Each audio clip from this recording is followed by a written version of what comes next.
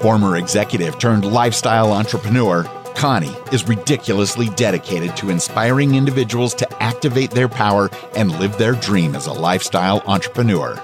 It's time to sit down, lie down, or squat down and turn up the volume. Up or Out with Connie starts right now. Well, hi, I'm Connie Pheiff, your host of The Connie Pheiff Show. We are a business radio show with an edge. It's all scripted and unedited, so you just never know what you might hear on our show.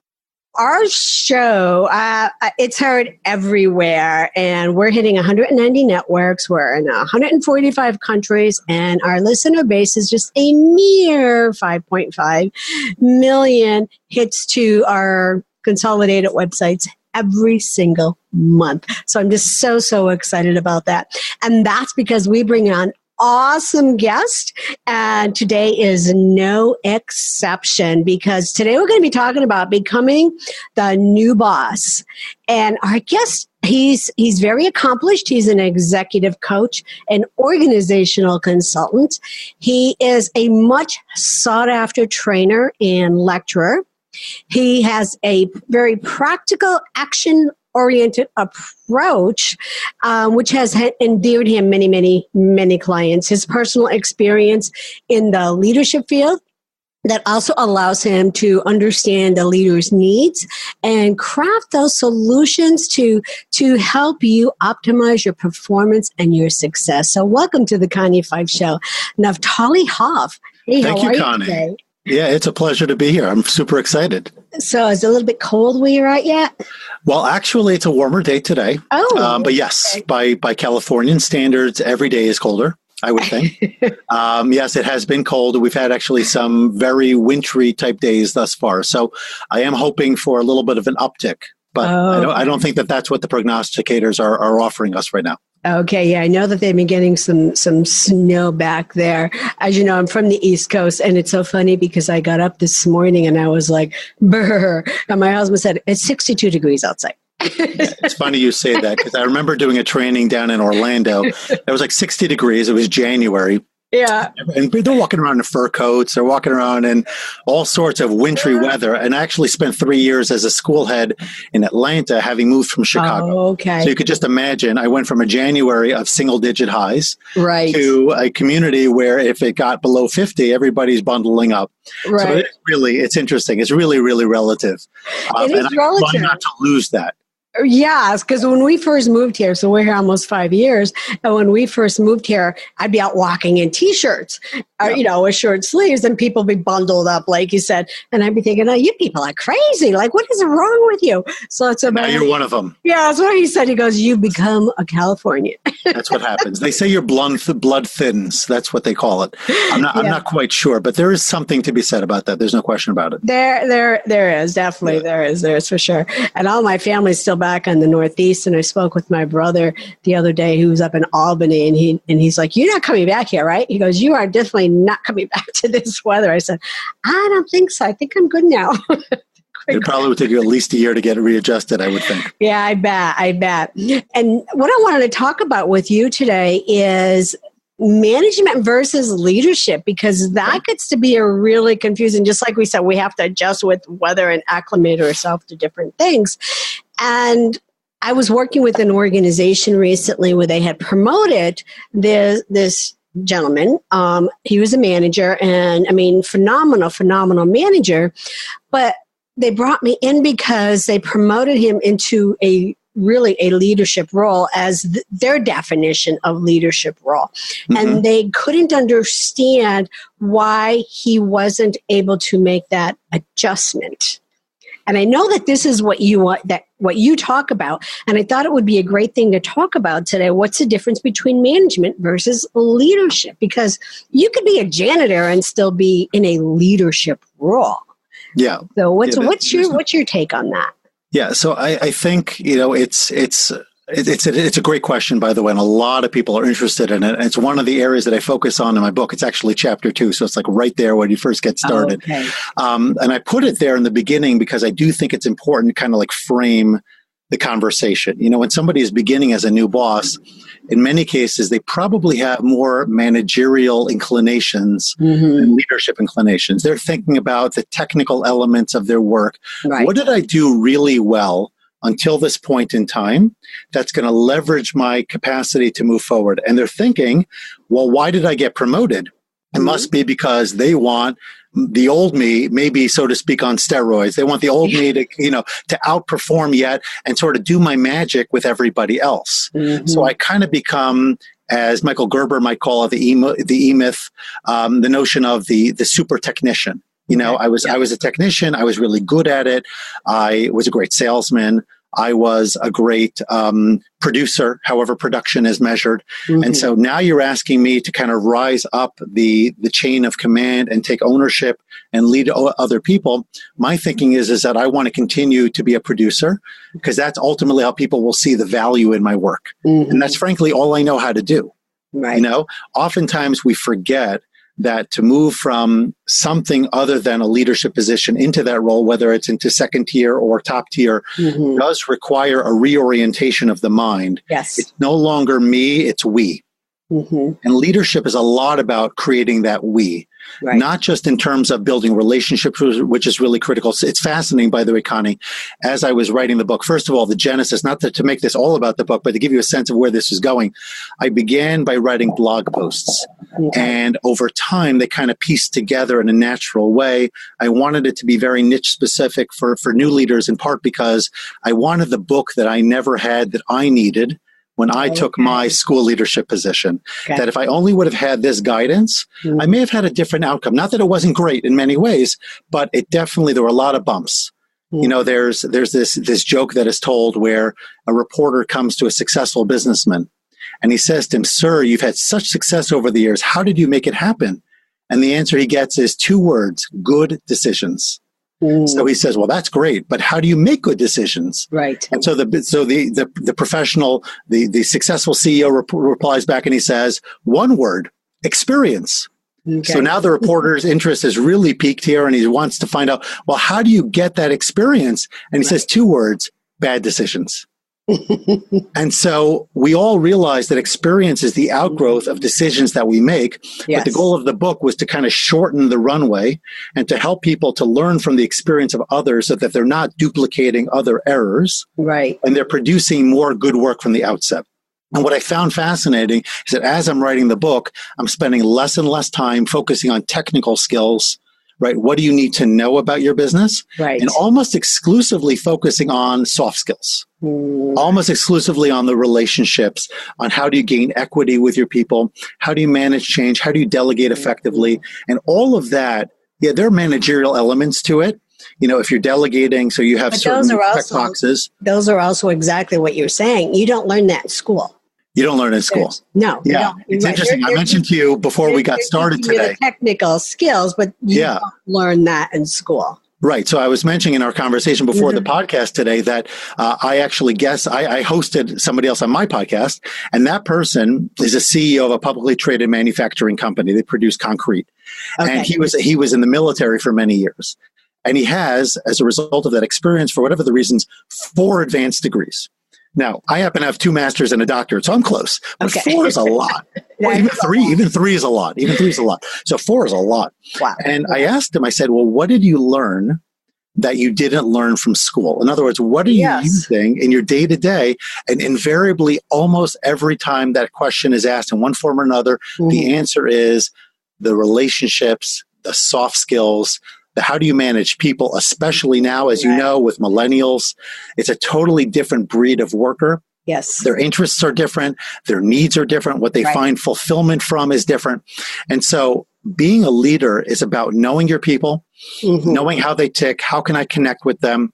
And then the other side of it is really creating the vision or the pathway forward. And it doesn't necessarily mean that you as the leader have to know everything. It means you're creating an environment in which that information could be brought to the fore. You're creating an opportunity for people to feel comfortable that they're not going to be pounced upon because they give the wrong answer, or because, they say something that maybe was already rejected and they're revisiting it, or whatever it is. You're creating the safe space and the kind of openness for conversation to occur, and yet you're also creating the direction so that it's not based on consensus necessarily. It's not based on everybody sort of taking it in a different direction. Right. You bring it all together at the end, but you've created the ability for people to think about it. And you're doing that because you're the visionary. You're thinking 5-10 years out. You're not just thinking about today. And going back to this guest for just a second, he told me that even though he's got a list of all these things he's got to do every day, he leaves a few minutes every single day to ask himself questions such as, well, what will these activities have value in 5 or 10 years? And what are the trends in the market that are pushing us in a particular direction that I need to be thinking about? And as people are continuing to be mindful of that, then their business can survive the ebb and flow of the market. It can survive various competitions or various threats that they may have from disruption in the industry, and hopefully really succeed. So there's different levels of leadership. I mean, you have your servant leadership and you have your dictator leadership. So in terms of where you see it, what should, especially new leaders like the one that I was talking about, what should they be really mindful of in terms of what you're talking about? Looking, not the day to day, but looking 5 years from now, what do they really need to be mindful of so they don't fall into that bucket of, am I a manager or am I a leader? So there's a lot there, Connie. And I would say one of them is that they should not fall into the trap of, I need to walk in the door and take immediate action. Often, and that, by the way, does require at times expectations of others. So, for example, I'm not sure if your listening audience includes nonprofits or if you only have corporate. We have nonprofits, we have corporate. So it's going to look different in different cases. Most people in some form or another are answering to a board. Right. They're answering to somebody or to a group of people. So for anyone who's got to answer to someone, that in most cases could be one of the trickiest things because, again, not only was I successful in the past because of my actions and what I produced, but people want to see immediate evidence that I can translate my magic, translate my past successes into my new environment. Okay, so that goes against what you just said of don't come in and immediately make a change. Well, so that's exactly what I'm saying. In other words, I think it's important that you try to carefully find your way forward. Be a great listener. There's stories of many people. Steve Jobs is an example. When I read, for example, books like the five disruptions of it. No, the five dysfunctions of it. Dysfunctions of a team. Thank you. I think disruptions. I knew that wasn't right. The 5 dysfunctions of a team, or some others as well. In fact, the book is right in front of me, and I should have just looked up. I have his whole set. Right. So Karen, in his story, she comes in and she's just listening. And she's observing, and she's allowing her predecessor to continue to lead the meetings. So oftentimes at the beginning, you want to collect information. Yes. You want to get a sense of who's who. You want to try to not be too disruptive. You want to learn the culture, understand the history of the place. Who are the players? What are their sensitivities? How can you build equity with them? And go for small wins in most cases. Easy things that most people would acknowledge are positive movement. So in my case, for example, in a school environment, we did some cosmetic components. We upgraded some of our facilities. We moved from check to direct deposit, as ancient as that sounds. Certain little things that most people would say, you know what, that was great. Why didn't we do that before? But I'm glad that it was associated with my name. So now that I have to approach some of the bigger issues that are on my plate, I can do so with a little bit of wind behind my sails. Right. And then over time, you start to approach the bigger pieces. And even then, you're trying to do it from the perspective of, why do we need to do this? What are the risks involved in it? And at the same time, what are the risks if we don't do it? So that people start to see the alternative, because change is maybe the least liked word in the English language. Absolutely. We just don't like to change. We're creatures of habit. We wake up the same way. We get dressed the same way. We get into our car and drive off the same way. We just like to do things in a manner that's consistent. Even though we say we like new and different, in most of our behaviors, we're pretty consistent for the most part in terms of how we operate. So if you're asking me to use a different system, if you're asking me to communicate differently, if you're asking me to participate in different types of meetings and disrupt my daily routine. But that's not how we've always done it. That's not how he's right. So I'm asking you to do it differently. And that's the right. pushback you get. And so what's going to stop people from going beneath me or around me or the water cooler chatter or these kinds of things? Keep it in front of me is the openness that I've created with them, is the sense that you can speak to me and I'm here for you. And you talked a little bit about servant leadership, the idea that a leader really needs to see his or her people as their primary asset. Yes. And those are, in fact, really their primary customers. In other words, if you take care of your people, they will, by definition, I think Richard Branson and others talk about this, they will take care of the ultimate customer, whoever that is. But for now, you need to take care of your people. And that's a big part of what leadership is about. Especially and that's huge. And I would always talk about that, about servant leadership and again, focusing on your internal customer first. And some people really take a step back to that and they're like, my internal customer. It's like, yes, your people, they are your customer. That's your internal customer that you need to take care of first. So that's right. I love hearing that, hearing you saying that. So, and we talked about the soft skills and how, leaders don't really learn that in school, and you've written a book on it. And I mean, what are some other ways someone can really learn? Well, let me ask you this question first. Do you think leadership skills are learned, or are people born with them? I think that's an excellent question. To me, there are different elements of leadership. Okay. I think popular culture, glamorizes the external elements of leadership. We want the guy who walks into the big boardroom lined with executives all around and kind of makes that macho decision. We want the person who's CEO of a major bank or major company getting up in front of the press, making some kind of master announcement, slashing, payroll or things like that, making drastic decisions, almost like the Lee Iacocca types of the world that are just almost larger than life. They become celebrities because of their platform. But the reality is most leaders are not that way. And if you read Jim Collins, which I'm sure you've read, The Good to Great. From Good to Great. You look at the level 5 leaders, those are not people who are typically seizing the cameras and jumping in front of it. It doesn't mean that they couldn't, but in many cases they're humble. They may be more introverted and less inclined to be out there in a public space. But they're leading from a position of humility. They're leading from a position of what's right. They have values. Right. They're aligned with their values, and they're using that alignment to make decisions.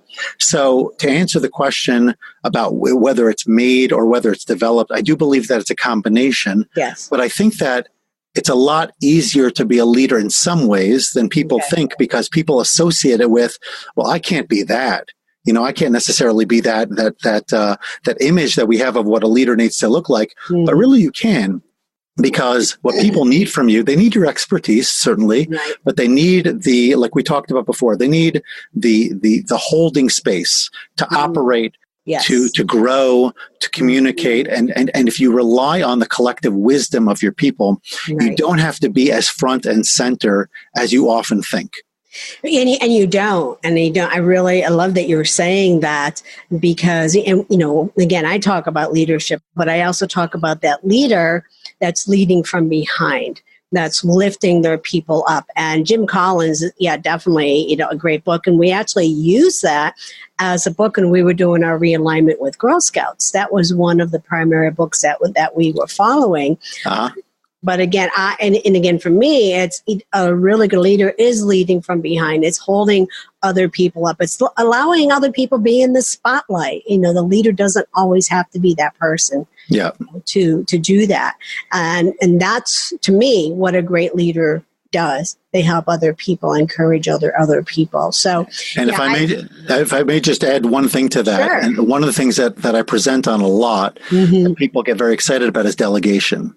And often we think about delegation from the perspective of the leader. My plate is so full. I got all this stuff. And can somebody just relieve me of my duties in some way? Not fully, but enough that I can go home at a decent hour. Right. And what we often forget is that delegation is also a great way to empower your people, to help them grow.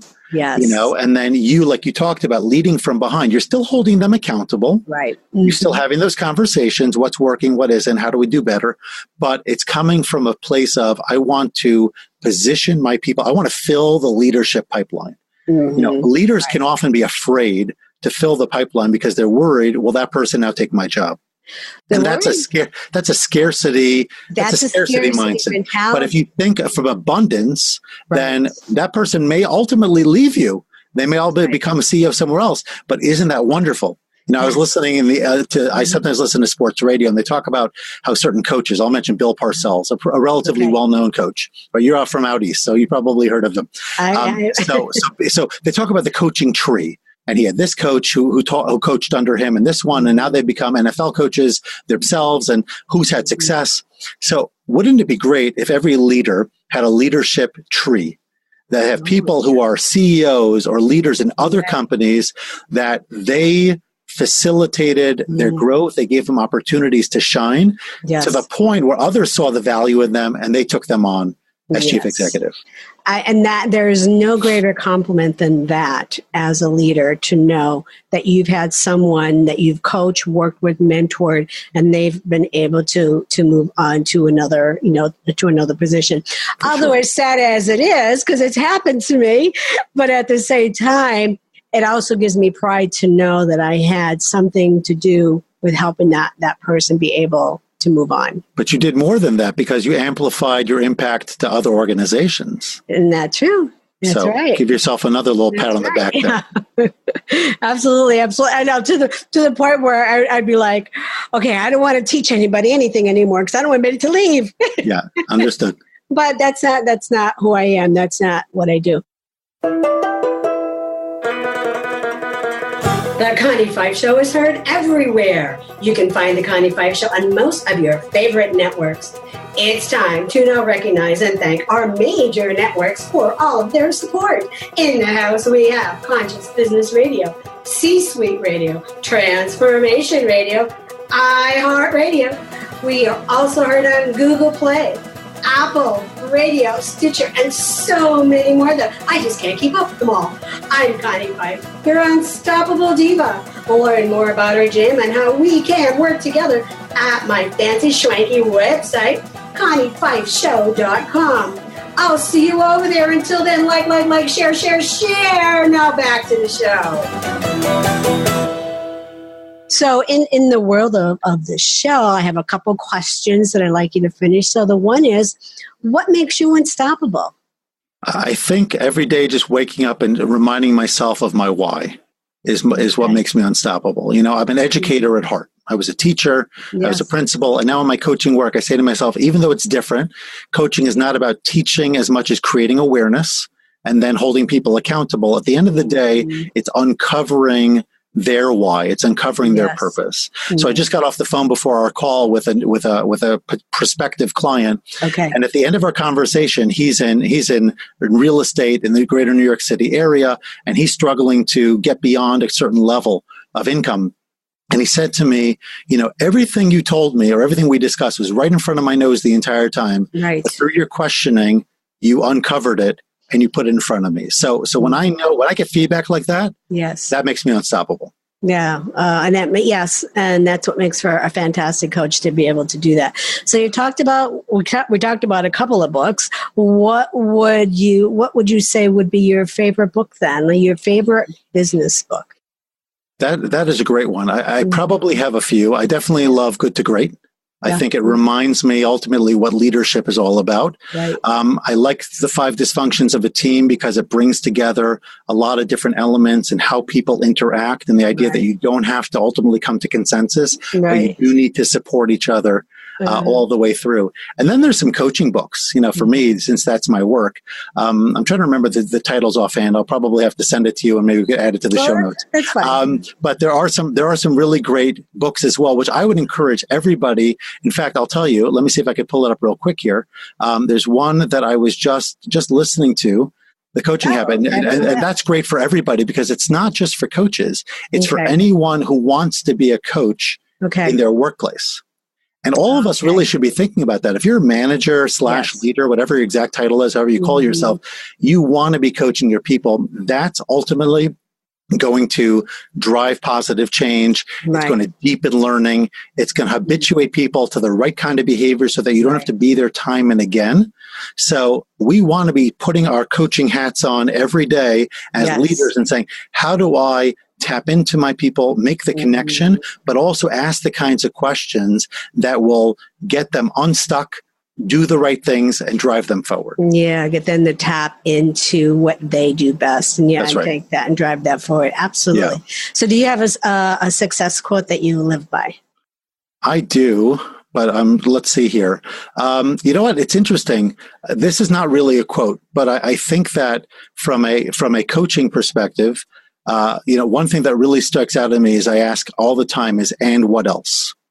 I know it comes from that same book, but the idea of and what else means that every time you're speaking to somebody, you're asking them, go a little bit deeper, sort of uncovering.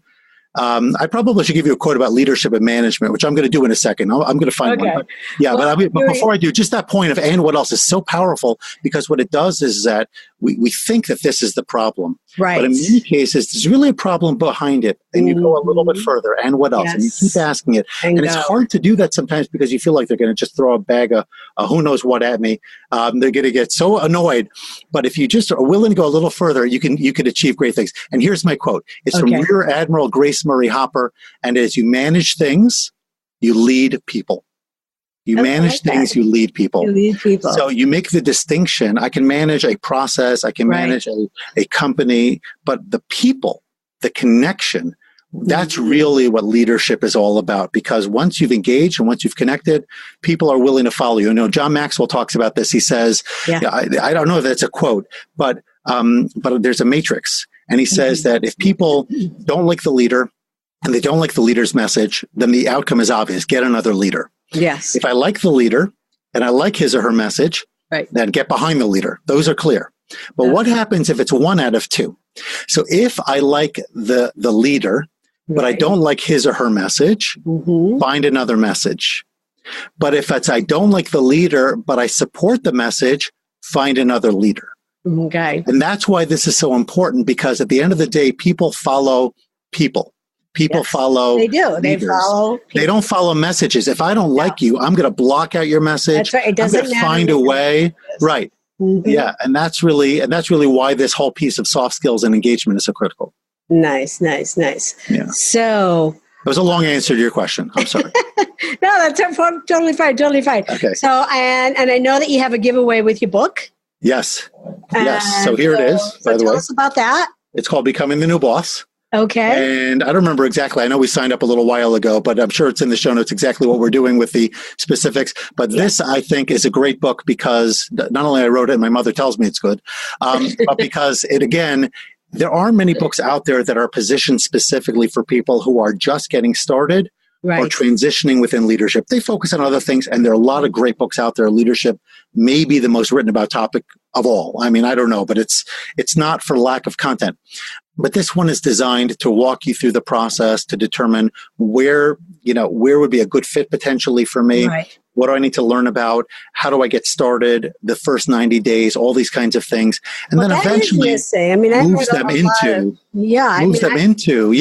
where they're going. The change management and sustaining it, how to communicate effectively, staying away from email, focusing on in-person wherever possible. And then the last section focuses on the work-life balance element, the idea of what is this really all about? How do I create sustainability so I don't burn myself out mentally, physically, and really enjoy a fulfilling career? But if I may, I would say that over 90% of the content of the book is not new leader specific. It may be framed for new leaders. That's the language. That's the audience. Okay. But everybody who read it, who's been in leadership for 10, 15, 20 years, they all told me the same thing. Okay. Anyone would benefit from reading it. Anyone will benefit from it. And you could see the reviews on Amazon and elsewhere. I think they really speak to the same point. Yeah, I checked you out. I do stalking. I appreciate that. Yeah. But I mean, you're absolutely right, though. Reading it, I mean, it really is, for leaders. But I wanted to point out that, I mean, I know you're saying it's not necessarily for the new leader. However, there's not many books out there that are focused on that new leader and helping them take that next transition, up to the next level. Or we focus and we work with executives to help them create their new career. And, I had to write the book too, because, it's not something that's really put out there or even talked about. And just like you were saying as well. So if somebody's in middle management and they're aspiring to go to that leadership seat in the C-suite, there's not a lot of books out there telling them really what you need to do to get there. That's right. Yeah. Like I said, I wish I had it. Right. I wish we had. I know that's the ultimate litmus test. If you know that there's, you need something. I start with me. Did I need it? Yes or no? Yeah. I ask other people need it. That kind of thing, and then we go from there. Yeah. Yeah, and I did the same thing when I left corporate. For the first 2 years, I kind of wallowed because I didn't know where to go next. And for me, I went back to school. So I was like, all right, I'm going to go back to school. But then the same thing, I thought, there really isn't a playbook of how do you help executives move from one seat to the next. So, and again, the same thing. I put that book together because there really wasn't anything out there saying, rather than, again, sitting around for 2 years and drinking a lot of margaritas by the pool, so that ends pretty quickly. So you have to, decide where you're going to go next. Sure. And I don't profess to have all the answers. What I do include as well are things like find a mentor, find a peer group. Right. Because no book could cover everything. No. You need to find people who've walked a mile in your shoes, who could give you from their experiences. Finding a coach is really great. All these things could be very helpful for people. Yeah, absolutely. Absolutely. So go deeper. Where do you go next? In terms of? Your career, your job, another. I think for me, it's all about scaling my impact. Okay. Trying to continue to find people who are better leveraged for my work to make a maximal impact. I work with people of different levels, small business owners, entrepreneurs, et cetera. And I love working with every one of my clients. Okay. But finding people who've got teams, for example, and where the benefit can not only work with that person, work with their teams. I also am in the process of I've written a book, I've written a few ebooks, all of that is available on my website. But in addition, I'm in the process now of developing, I hope, some online courses that will allow me to scale, some of this learning as well to a lot of people that may not be able to access, either because they don't have the time, they don't have the resources to do the one-to-one type work, but they want to at least start to solve some of the, as Jim Collins would call the BHAGs, right? The big, hairy, audacious goals within their lives. Right. But they need a lot of the technical and how-to skills in order to get there. Nice. Very nice. So some of the things. Okay. Yeah. Well, let our listeners know your website. So I actually have two, but the one you'll find most of my content is impactfulcoaching.com. The other one, which is the book site, is becomingthenewboss.com. But if you go to impactfulcoaching.com, you'll find more information about my work. You'll find my Lead to Succeed podcast, my blog, free chapter for my book, ebooks that I have, all sorts of goodies. So definitely check it out. Well, cool. So Naphtali Hoff, thank you for being here. I love my pleasure. I love the work that you're doing. Thank you. And again, if you want to know how to succeed in new positions and become stronger, better connected leader, make sure you check out his website, get a copy of his book. He's giving some away free. I'm going to share more information in our show description, and you'll find out how to get your copy. And remember, we are moving ideas forward and keeping that passion of life activated. Now, remember, we have featured advertising available, so check that out on my website at theconniepfeifshow.com. And we have an awesome team and who are ridiculously dedicated to working with executives who want to transition from the C-suite into your next career as a lifestyle entrepreneur, because we know that we are all unstoppable together. So let me leave you with this thought, which I thought was really apropos for today's show and what we've been talking about, which is it's all about change. It's all about being that leader and finding that leader inside of you. That first they will ignore you, then they will laugh at you, then they fight with you, then you win. And that comes from Gandhi. You're listening to The Connie Pheiff Show. If you like what you're hearing, like and share us with your friends and colleagues and subscribe with us on iTunes. Until next time, activate your power and know that we are unstoppable together. Hey, y'all. Thanks for listening to Up or Out with Connie.